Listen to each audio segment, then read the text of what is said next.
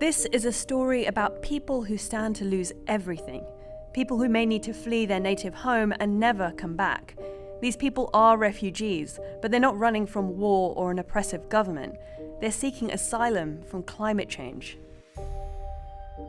My project is called Warm Waters, and it's about people living in the front line of the climate change. That's Vlad Sokin. His project aims to document the effects of climate change on nations bordering the Pacific Ocean.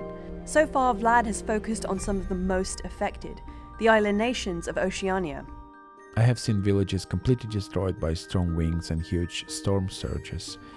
People have lost their lives and communities have been displaced from places where their families have lived for generations.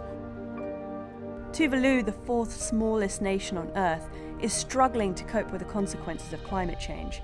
Located about halfway between Australia and Hawaii, Tuvalu's 9 low-lying islands cover just 26 square kilometers with a population of just under 11,000. Here, rising sea levels and increasingly violent storms have already decimated the Tuvaluans' way of life. Due to the limited space, people use the airport runway to exercise, play games, and even sleep when it's too hot to stay in the house. Rising sea levels are shrinking this already tiny atoll, and during king tides, even the runway is subject to flooding. It is predicted by the climate change scientists that this country might become uninhabitable in the future. Land loss isn't the only problem facing oceanic nations like Tuvalu. The rising sea levels are cutting off access to surface water. Right now, around 3 million people in the region are affected. And the overall situation is so dire that around a fifth of Tuvalu's population has already left to seek refuge on larger islands. These people may be the world's first climate change refugees, but Vlad predicts there will be many more. From Pacific all the way to northern Alaska, many communities have already moved to new locations and others are preparing to relocate. Relocating may be the only option for climate change refugees, but some have already found that adjusting to life in their adopted home could prove to be difficult. The island nation of Kiribati, for example, is facing the threat of rising sea levels. The government bought some land in Fiji recently, where its residents will be relocated in the event sea levels rise to the point that it drowns this Pacific island nation. However, if they move to Fiji, Kiribati people will have no rights as the same as Fijian citizens. They won't be able to vote, they will always be seen as immigrants, and they are at high risk of losing their national identity.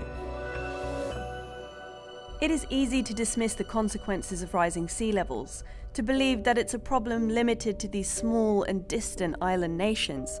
But sea level projections show that in just under a century, 414 US cities will be facing the same problems as Tuvalu and Kiribati, to say nothing of the rest of the world.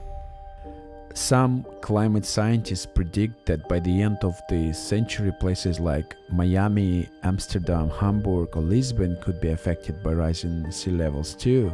If this becomes a reality, it won't only impact these areas environmentally, but culturally and politically as well.